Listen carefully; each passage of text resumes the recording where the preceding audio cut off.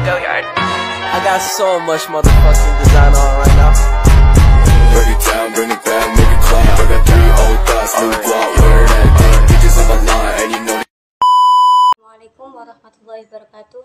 Perkenalkan, nama saya Zubatul Ainia dari kelompok 1. Perkenalkan, nama saya Rifki Iqbal Maulana dari kelompok 1.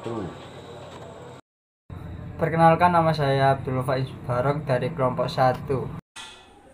Pendahuluan, sistem informasi manajemen adalah salah satu dari 5 subsistem utama CPIS yang bertujuan untuk mengetahui kebutuhan sistem informasi manajemen umum dari semua manajer dan unit organisasi di bawah perusahaan. Sistem informasi manajemen merupakan aspek penelitian yang mulai berkembang pada tahun 1960-an. SIM juga dikenal dengan istilah lain seperti sistem informasi, sistem pemrosesan informasi, dan pengambilan keputusan. SIM dinyatakan sebagai sistem pertama yang bertujuan untuk memberikan dukungan luas dalam hal informasi bagi semua manajer dalam suatu unit organisasi. Konsep fungsi dan biaya. Secara umum, biaya adalah semua pengorbanan yang korbankan untuk proses produksi dalam mata uang dengan harga pasar yang berlaku, baik itu terjadi maupun tidak. Pengeluaran adalah pengorbanan yang dilakukan oleh perusahaan atau seseorang untuk mendapatkan lebih banyak manfaat daripada kegiatan yang dilakukan. Beberapa elemen kunci dari definisi biaya meliputi: 1. Biaya adalah pengorbanan sumber daya ekonomi. 2. Diukur dalam mata uang. 3. Sesuatu terjadi atau akan terjadi. 4. Pengorbanan untuk tujuan tertentu. Klasifikasi biaya. Cost sharing dapat dikaitkan dalam proses produksi dalam organisasi ataupun perusahaan yang mempunyai hubungan baik langsung maupun tidak langsung, seperti berkaitan dengan produk, volume produk, departemen produk, periode akuntansi. Klasifikasi biaya adalah proses sistematis mengelompokkan biaya dari semua elemen biaya yang ada ke dalam kelompok yang lebih ringkas untuk memberi suatu informasi. Penggolongan biaya. 1. Berdasarkan objek biaya dalam pengelompokan biaya ini. Nama objek biaya adalah dari klasifikasinya. Misalnya, jika nama objek biayanya adalah transportasi, maka segala sesuatu yang berhubungan dengan transportasi disebut biaya transportasi. 2. Berdasarkan fungsi bisnis utama dalam pengelompokan ini. Ada 2 kelompok biaya berdasarkan fungsi bisnis utama, yaitu produksi dan biaya non-produksi. Biaya produksi. Biaya produksi digunakan untuk proses produksi termasuk biaya langsung bahan baku, biaya langsung tenaga kerja, dan overhead pabrik atau biaya yang terhubung langsung dengan produksi. Ketika biaya ini merupakan bagian dari bisnis. 1. Bisnis bahan langsung. Biaya bahan langsung adalah bahan yang merupakan bagian yang tidak terpisahkan dari produk jadi dan dapat didistribusikan langsung dari ke produksi jadi. 2. Tenaga kerja langsung. Tenaga kerja langsung adalah tenaga kerja yang secara langsung dan mengubah bahan mentah menjadi produksi, dan biaya dapat dialokasikan untuk setiap jenis produksi yang dihasilkan. 3. Overhead pabrik. Overhead pabrik adalah biaya yang terjadi atau dibebankan dalam proses produksi selain bahan langsung dan tenaga kerja. Biaya ini merupakan bagian dari biaya produksi yang tidak terlihat atau tidak dapat berhubung langsung dengan produk itu sendiri atau dengan volume produksi. Pengeluaran umum dapat dikelompokkan ke dalam kelompok berikut. Bahan baku. Hal-hal ini merupakan hal-hal untuk mempertahankan kapasitas. B. Pekerjaan tidak langsung didefinisikan sebagai pekerjaan yang tidak secara langsung mempengaruhi pembentukan produk, misalnya supervisor, staf toko dan pemeliharaan, dan staf administrasi. C. Biaya tidak langsung lainnya didefinisikan sebagai biaya selain bahan tidak langsung dan tenaga kerja tidak langsung yang berkontribusi pada transformasi produk jadi tetapi tidak dapat didistribusikan pada produk jadi. D. Biaya non faktur tidak berhubung dengan proses produksi dan bisa disebut dengan biaya non produksi atau biaya non komersial atau biaya operasi. Beban bisnis untuk memprofesional juga diklarifikasikan sebagai biaya periode, yaitu biaya yang dapat terkait dengan periode waktu. Biaya ini dapat dikelompokkan ke dalam elemen-elemen berikut. Biaya non faktur.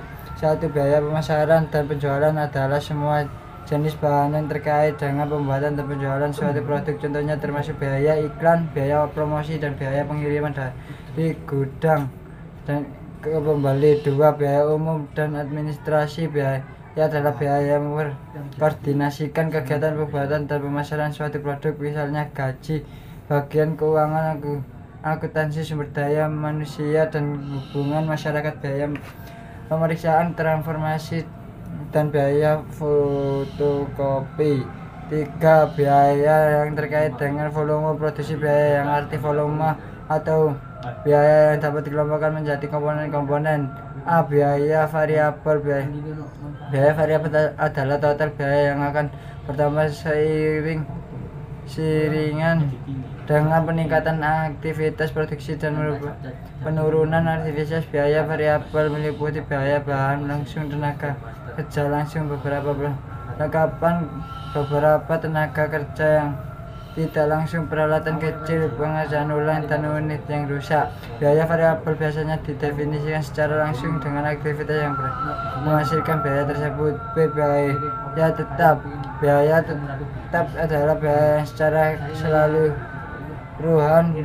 tidak berubah seiring dengan bertambah atau berkurangnya kegiatan usaha. C. Biaya penjualan variabel. Biaya penjualan variabel adalah biaya yang memiliki karakteristik baik biaya tetap maupun biaya variabel. Contohnya biaya tersebut adalah biaya listrik, air, pemeliharaan, dan pembaikan mesin, dan asuransi kesehatan. Biaya setengah tetap adalah biaya yang tetap untuk tingkat aktivitas tertentu dan bervariasi dengan jumlah yang konstan pada jumlah produksi tertentu. 4. Pengeluaran yang berhubung dengan pengeluaran yang dibiayai sendiri. Divisi pabrik dapat dibagi menjadi 2 segmen untuk yang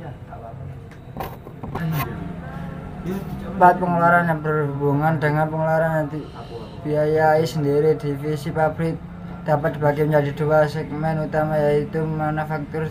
Jasa unit produksi merupakan bagian dari pabrik yang berhubungan langsung dengan proses membentukkan produk. Beban yang menjadi divisi ini dapat berlangsung ke harga pokok produk yang dihasilkan divisi tersebut, sedangkan bagian jasa adalah bagian dari pabrik yang memberikan pelayanan untuk kelancaran produksi di bagian Portugal yang disponsori. Dapat berupa produk. Pengeluaran dapat dikelompokkan menjadi 2 kelompok, yaitu A. Biaya langsung adalah biaya yang disebabkan semata-mata oleh pembiayaan suatu, meliputi biaya bahan langsung dan biaya tenaga kerja langsung.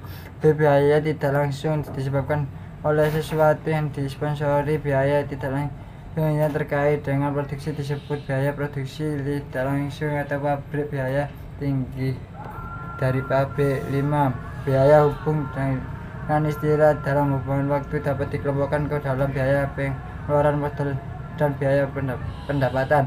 A. Biaya modal. Biaya modal dihabiskan dalam kimia yang berarti biaya di cross untuk mengganggu output disebut harga utama yang dianggap sebagai properti. Biaya modal akan dimasukkan dalam pendapatan banyak periode akuntansi melalui alokasi. B. Pengeluaran pendapatan. Pendapatan adalah pengeluaran yang dianggap sebagai pengeluaran langsung dan mengurangi pendapatan pada tahun hukum jadi pengeluaran tersebut beban untuk membeli aset yang memiliki masa manfaat lebih dari 1 periode akuntansi dapat dilaporkan sebagai bahan pendapatan. Pengambilan keputusan dalam perusahaan. Proses pengambilan keputusan penjualan produk merupakan kunci utama kelangsungan hidup perusahaan dalam persaingan bisnis dengan para pesaing untuk menjadi yang terbaik di hadapan pelanggannya. Menjual suatu produk membutuhkan banyak masukan dan saran dari semua sektor staf, sehingga pengambilan keputusan dapat menawarkan solusi terbaik untuk pengembangan produk di masa depan. Definisi pengambilan keputusan. Menurut Robbins dan Hakim berpendapat bahwa pengambilan keputusan adalah praktek memilih antara dua atau lebih alternatif. Robin and Judge 1997. Artinya pengambilan keputusan adalah proses memilih dua atau lebih alternatif untuk mengambil tindakan tertentu baik secara individu maupun kelompok. Demikian pula menurut Mondi dan Premaux 1995 menjelaskan bahwa pengambilan keputusan adalah proses mengevaluasi alternatif dan memilih di antara mereka. Pendapat ini menegaskan bahwa pengambilan keputusan adalah suatu proses di mana beberapa langkah harus diambil dengan mengevaluasi alternatif untuk membuat keputusan di antara semua alternatif yang tersedia. Pelayanan merupakan salah satu variabel penentu konsumen dalam menentukan pasar yang dipilih. Apalagi pendapat peneliti menjelaskan bahwa pelayanan konsumen yang baik dan kepuasan konsumen sudah seharusnya menjadi misi utama dari sebuah perusahaan. Variabel service quality berpengaruh langsung dan signifikan terhadap kepuasan pelanggan. Menghidupkan kepuasan pelanggan memiliki pengaruh langsung dan signifikan terhadap loyalitas. Peneliti lain juga berpendapat bahwa peningkatan kualitas layanan merupakan faktor yang berharga dalam dunia layanan seluler karena merupakan faktor terpenting dalam menentukan kepuasan pelanggan. Seseorang dengan tegas membuat keputusan tidak cukup untuk menerima data mentah atau berusaha. Mereka membutuhkan cara untuk mengolah data dan memeriksa sehingga mereka dapat mengambil keputusan. Dengan kata lain, pengambil keputusan membutuhkan sarana pengolah data berupa model penggunaan SIM, usaha kecil untuk mendapatkan data operasional, membantu perencanaan, mengidentifikasi situasi di luar kendali, dan keputusan. Perkembangan konsep sistem informasi manajemen. Dahulu, orang menggunakan komputer memiliki gagasan tentang sistem informasi untuk mendukung pengelolaan dan pengambilan keputusan. Penggunaan sistem informasi dalam keorganisasi dapat memperkuat kapasitas organisasi dalam mencapai tujuannya. Perkembangan ilmu seperti akuntansi manajemen, ilmu manajemen dan pemrosesan komputer memungkinkan kematangan konsep SIM. Seperti saat ini, untuk konsep SIM dianggap perluasan dasar akuntansi manajemen dengan memasukkan gagasan dan teknik ilmu manajemen, teori perilaku dan membuat keputusan, kemampuan manajemen dan kemampuan komputer menyelesaikan peristiwa. Dari gagasan konsep SIM, manajemen adalah ilmu tentang metode ilmiah dan teknis analitik kuantitatif untuk masalah manajemen. Melatih model analitis, membentuk model analitik bisnis seringkali melibatkan rumus matematika atau prosedur komputasi yang seringkali membutuhkan bantuan komputer. Dalam perkembangan teori, manajemen lebih menitik beratkan pada aspek perilaku dan dinamika struktur dan sistem organisasi di dalam organisasi. Perkembangan dalam teori manajemen ini penting untuk desain GIS karena membutuhkan memahami peran sistem manusia atau mesin dan berguna untuk pengembangan model keputusan. Konsep pengambilan keputusan sistem informasi manajemen. Model yang berguna dan terkenal yang diusulkan oleh Herbert A. Simons 1997 akan digunakan sebagai dasar untuk menjelaskan proses pemulihan. Model ini terdiri dari 3 langkah utama. Dengan demikian, proses keputusan dapat dianggap sebagai aliran dari penyelidikan ke desain dan kemudian ke seleksi. Tetapi pada setiap langkah, hasilnya dapat dikirim kembali ke langkah sebelumnya untuk memulai kembali. Oleh karena itu, langkah-langkah ini merupakan bagian dari proses yang berkelanjutan. Misalnya, opsi dapat menolak semua alternatif dan kembali ke tingkat berencana untuk menerbitkan insiden tambahan. Definisi sistem informasi manajemen.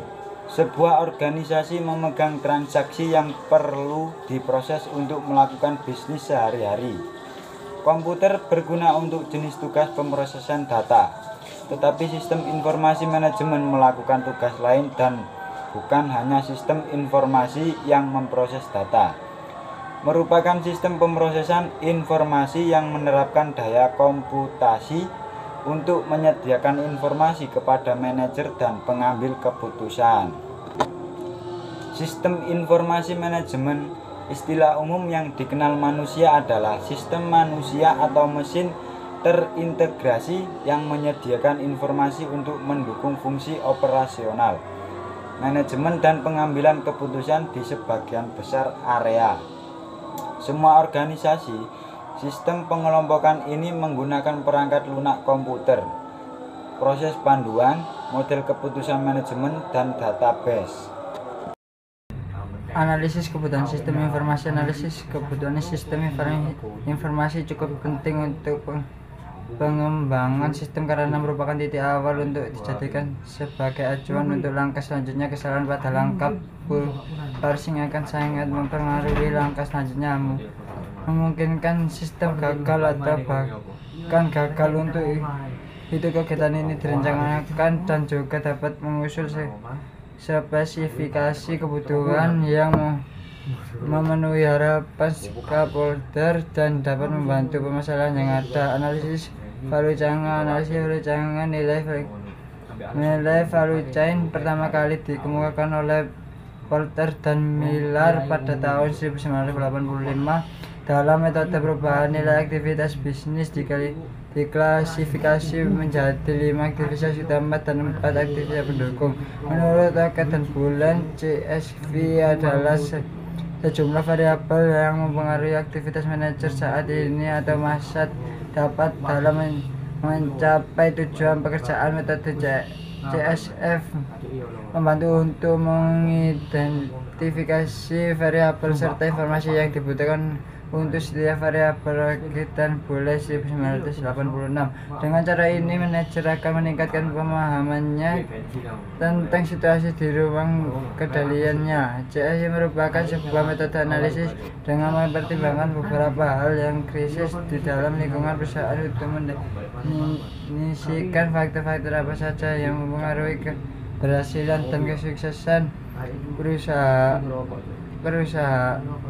untuk mendefinisikan faktor-faktor apa saja yang mempengaruhi keberhasilan dan kesuksesan perusahaan atau organisasi dan dapat ditentukan jika objektif organisasi telah didefinisikan. Penerapan analisis kebutuhan sistem informasi. Persyaratan sistem informasi adalah kemampuan dan kriteria yang harus dipenuhi sistem informasi untuk mencapai apa yang diharapkan pengguna dari sistem informasi. Dokumen ini mencakup analisis kebutuhan sistem informasi seperti kebutuhan sistem, kebutuhan fungsional, kebutuhan non-fungsional, keamanan, serta panduan dalam melakukan analisis kebutuhan. Dokumen analisis kebutuhan sistem informasi manajemen ini menggunakan sistem development life cycle atau disebut dengan SDLC karena kebutuhan sistem informasi manajemen ini merupakan perusahaan yang dapat mengandalkan operasi manual dapat beralih ke sistem yang mengotomatisasi proses dan meningkatkan kinerja proses bisnis dari waktu ke waktu untuk meminimalkan risiko yang ditimbul dalam bisnis. Perusahaan ingin mencapai kinerja produktivitas dan maksimal, namun perusahaan ini memiliki dokumentasi yang memadai mengenai spesifikasi kebutuhan sistem, sedangkan mendefinisikan kebutuhan sistem penting untuk menyelesaikan kebutuhan pengguna tanpa memecah masalah, sehingga perangkat lunak atau sistem yang dibangun sesuai dengan tujuan dan fungsi pengguna. Sebelum membuat sistem informasi lingkungan merupakan juga ingin merancang dan menggambarkan perangkat lunak atau sistem yang diinginkan. Masalahnya adalah perusahaan berupa sepenuhnya memahami dan mengarasi persiapan atau langkah pertama untuk mengembangkan spesifikasi perangkat untuk membuat sistem informasi di negara bagian situs web, kemudian membedakan kebutuhan sistem fungsional dan non fungsional. Spesifikasi persyaratan adalah proses memformalisasi rangkaian persyaratan fungsional untuk sistem yang termasuk dalam dokumen. Beberapa standar dan digunakan saat pengembangan metode spesifikasi yang diperlukan. Salah satu spesifikasi kebutuhan tersebut adalah standar IEEE 830/1998. Dengan menggunakan standar ini dimungkinkan untuk membedakan antara spesifikasi kebutuhan pengguna yang menggambarkan sekumpulan layanan yang diminta oleh pengguna dan permintaan oleh pengguna. Persyaratan perangkat lunak SRS Software Requirement spesifikasi menggambarkan serangkaian karakteristik permintaan layanan diperlukan untuk menyandingkan layanan yang diminta oleh pengguna dan pengembang. Sekian, terima